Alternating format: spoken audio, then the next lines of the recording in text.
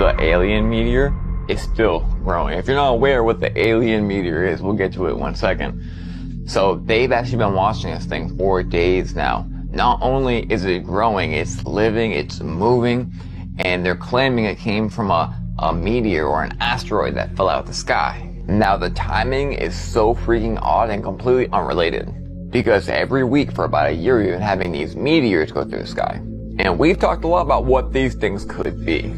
Not to mention 3-Eye Atlas going by the sun supposedly in the earth on Hallows Eve, the night before Halloween. Now, do y'all remember when I kept showing you these alien movies and alien shows that were coming while all this 3-Eye Atlas stuff was going on? And just wait how this all comes together completely unrelated. Now, correct me if I'm wrong. One of those alien movies, wasn't it like a meteor that crashed and turned into an alien? And by the way, quick note, people are posting this video as the Panama meteor that started growing the alien. I believe it was during the daytime, not this one. Could be wrong. But if you understand how the world works with frequency, with energy, with patterns, with numbers, then you can actually tell when certain things are coming. Gematria is used in the highest elevations of this earth. They automatically synchronize with events, whether you try to or not. And whether you choose to be ignorant or not, numbers and letters are also alive. Possibly maybe like this thing right here. Don't forget, last week I also showed you this right here. And in other pictures taken on a phone in Brazil. They think it's a light warrior. They've been being played by these beings. You can see right here, this is the lady that was showing the pictures.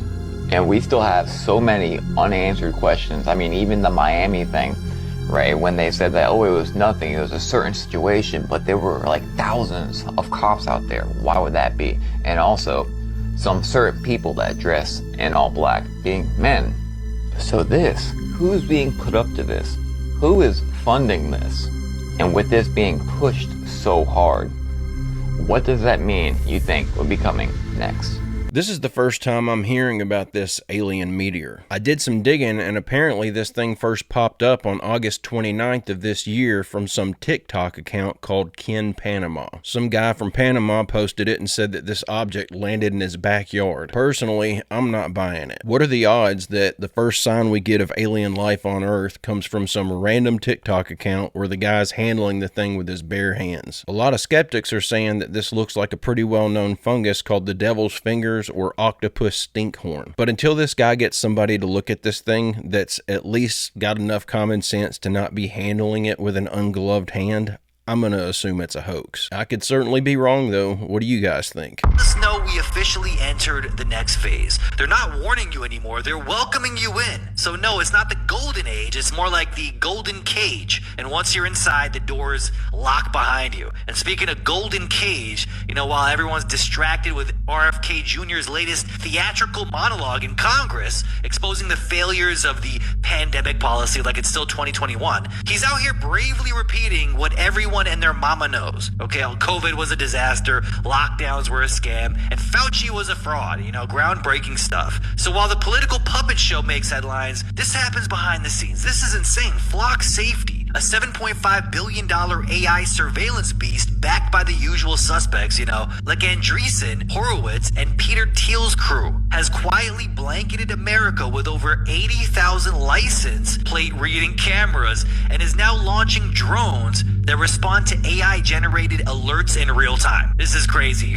Yeah, you heard that right. Minority Report isn't sci-fi anymore, people. It's actually happening. Pre-crime units, drone surveillance, these AI eyes don't just scan your plates, they track your bumper stickers, dents, and whether your window's cracked. That's what they say here. And now they've got flying robots ready to launch from rooftops the second an algorithm gets concerned. Cops are basically playing Call of Duty in real time from control rooms, zooming in on your face half a mile away, all while AI transcribes your panic 911 call into live clickable crime data. If anyone has seen battlefield footage out of Ukraine, they would understand why this could lead to a satanic nightmare. You know, it's just waiting to happen. Nerds are sitting behind computer screens in Ukraine controlling drones that are equipped with explosives, and the footage is so brutal. Honestly, it's traumatic stuff. I was traumatized watching some of this footage, but it really makes you wonder if they're just beta testing that drone warfare there before bringing it here. And And Langley, the CEO of this drone system, isn't even hiding it. He says Flock, which is the company name, will eradicate crime in 10 years, which means they're going to watch everyone all the time, every street, every neighborhood. This dude wants drones in the sky and algorithms in the precinct, stitching together your social credit history, mortgage records, internet habits, and even your social credit score too. That's right, first they beta test the system in places like Ukraine and Gaza, and well, would you look at that? Now they want to bring it here. And it's crazy that it's all under the label of Made in America. You know, got the branding too, so they can outcompete DJI while still feeding the nationalistic crowd who thinks their cage is safer because it's wrapped in an American flag. It won't be long now before they start determining what crimes you might commit based off of social media posts and your spending habits, and then arresting you before you even have the chance to mess up. I guess this is how they're going to keep the population in check in the event that someone tries to step out of line. And once this gets normalized, they'll be able to just lock up any dissenters just by accusing them of a future crime. They'll just arrest you if they don't like what you're saying, and then tell the public that you were gonna do something horrible, so they had no choice but to get you off the streets. They're about to have an absurdly ridiculous amount of control over our lives. Hey, don't forget to click like and subscribe if you haven't already. And don't forget to drop your comments and your theories in the comment section down below. Here we go, different format. I pulled out just a little bit to show the Hellfire making contact with the UAP. This is a much different format. And we're going to zoom in a little bit closer, take a couple of looks at the Hellfire making impact. It does indeed impact what appears to be the back half of this unknown object flying off the coast of Yemen. Right there it makes impact. You can see it knocks it off course. And as you're going to see, somehow or another, right there following the impact, these three objects appear in the sky following the primary object right there. So the primary target turned into not only one, but four targets now. There's 1, 2, 3, now 4. It survived the strike. And the gentleman that testified before Congress said, nothing that we have should have survived that strike. And it turned into 4, 3 smaller ones, and then the main primary one continued on. This one here turned out pretty good. You can see that these things are the same shape and same size. Look at that. And this one here started to glow for whatever reason, almost as if it had some sort of an energy field around it. Maybe it was some sort of a propulsion system. This one here started glowing, and then that one there started glowing. The smaller things you see are reflections off the top of the water. Those things definitely had density. Let me go back to that one right there. That one right there turned out pretty good. You can see those things clearly are the same shape. Those aren't random pieces of debris, guys. So whatever that missile impacted, it didn't seem to affect it hardly at all.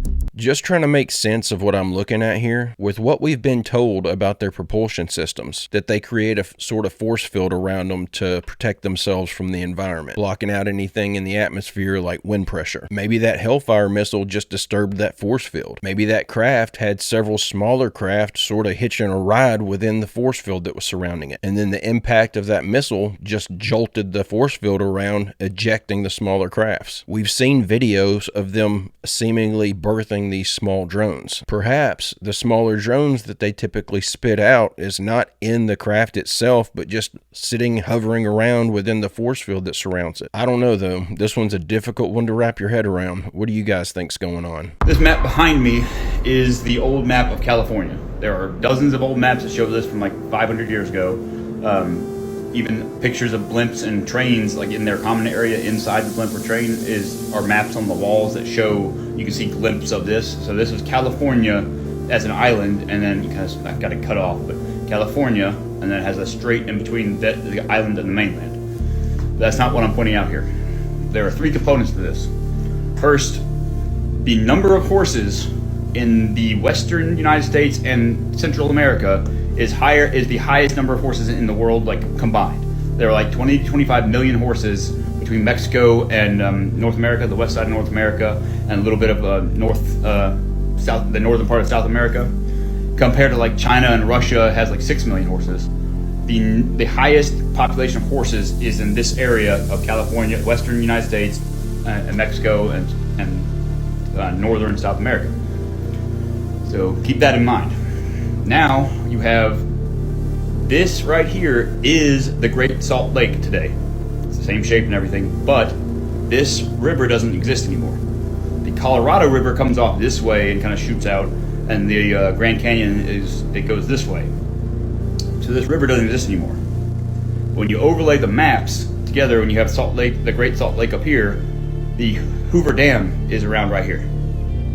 So now you have the Great Salt Lake, Hoover Dam. This river does not exist anymore. What did they call the Dead Sea in the Bible? The Salt Sea. This river is the River Euphrates, and the Hoover Dam is where the 4 fallen angels were held captive. In the Bible, when it says that I think it's Revelation 9:20, I don't remember what the exact verse it is, but when the 4 fallen angels are, when they're loosed from their prison, which is the Hoover Dam, it says they lead an army of 200 million horsemen. Not soldiers, not an army of 200 million demons or whatever, 200 million horsemen. So now we have this area, and Central America and western side of North America has the highest number of horses in the world, combined, compared to everywhere else in the world. And now we have the Hoover Dam right here at the base of this river that is no longer there. It's dried up. So Great Salt Lake, 25 to 30% salt content compared to the ocean, which is like 3.5 to 5%. That is the Salt Sea, aka the Dead Sea. This is the River Euphrates. The Hoover Dam is where the fallen angels were imprisoned.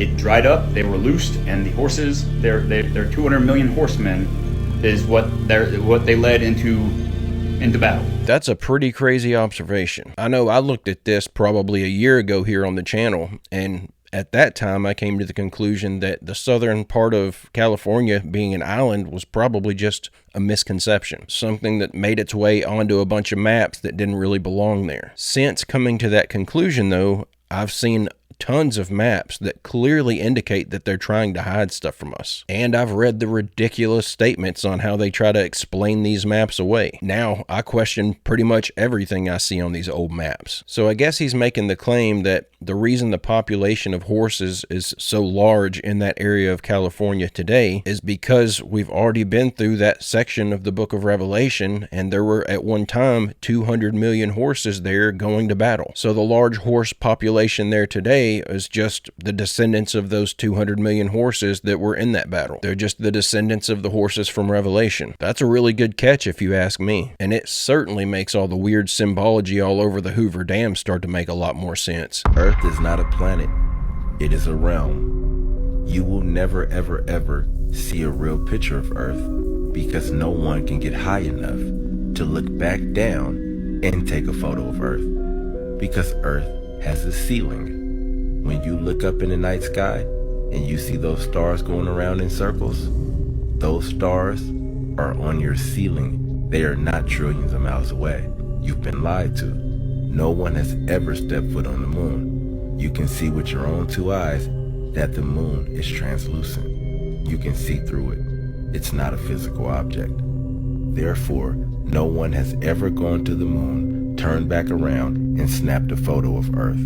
If you believe that they did, it's only because you've been indoctrinated into a faith-based belief system. Because every shred of evidence points to the moon landings being faked, and every picture of Earth has been proven to be fake. The blue marble in all her glory, the most widely used image of the Earth.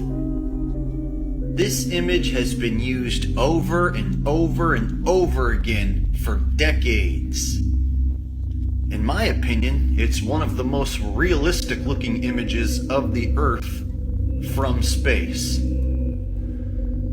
Now, NASA claims they don't have very many authentic photos from space, but they claim this one is authentic.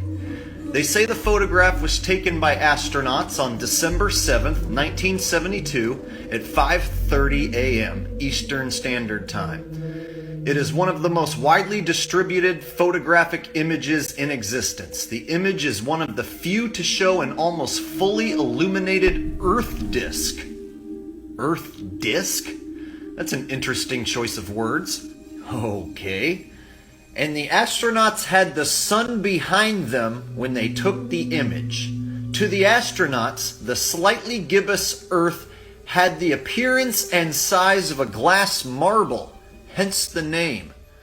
Well, since they gave us the exact date and exact time they supposedly took this picture in space, I decided to go to timeanddate.com and then use the day and night world map feature. Now, this website is really cool. It'll actually show you which countries and continents are in daylight and which countries and continents are at nighttime at any given time that you type in. So I typed in that exact date and that exact time, December 7th, 5:40 in the morning, and this will show you which areas are supposed to be in night and which areas are supposed to be in day. It's pretty easy to read. Now, when we look at the blue marble, we can see that Africa is lit up. We can see the Middle East, like Saudi Arabia and Yemen, is lit up. We can see Madagascar. We can see a little of Antarctica. But other than that, we don't see a whole lot of land masses lit up. So that would mean all the other land masses would have to be on the other side of the Earth in darkness. However, when we go to timeanddate.com and we type in December 7th, 1972, 5:40 a.m. in the morning, Africa is indeed lit up as shown on the blue marble. However, South America should also be in daylight. Europe should also be in daylight. An entire chunk of Russia should be in daylight, and the western end of Australia should also be in daylight. Yet none of these places are featured on the blue marble. So therefore on the blue marble they would be on the other side in darkness. As the astronauts said, they took the picture with the sun behind them. So this is a major flaw, a major glaring hole in the blue marble. And literally anyone within a few minutes can take the time and convert Eastern Standard Time to other world times and find out all these places should be in daylight, such as Rio de Janeiro, 6:39 a.m. should be in daylight. Helsinki, Finland, 12:39 should be in daylight. Moscow, Russia, 1:39 should be in daylight. Perth, Australia, 5:39 p.m. should still be daylight. I think this more than proves, folks, that this photo is not a correct representation of Earth. It is just as fake as all of the other admittedly faked Photoshop composites. However, this one NASA claims is a real, authentic photo of Earth. Only problem is, all your other continents that should be in daylight are on the other side of your marble. I'd like to see the other side of the marble with all the other continents in darkness. Can you imagine looking at the other side of the marble where all the other continents are all crammed together? Yeah, that wouldn't look stupid at all. So there it was, folks. It was right in front of our face the whole time. They show us Africa, but then they don't show us hardly anywhere else. And there's all these other places that should have been in full daylight at that exact time when this supposed photo was taken, but they aren't, which proves it is not an authentic photo. 100% debunked. The NASA blue marble is done.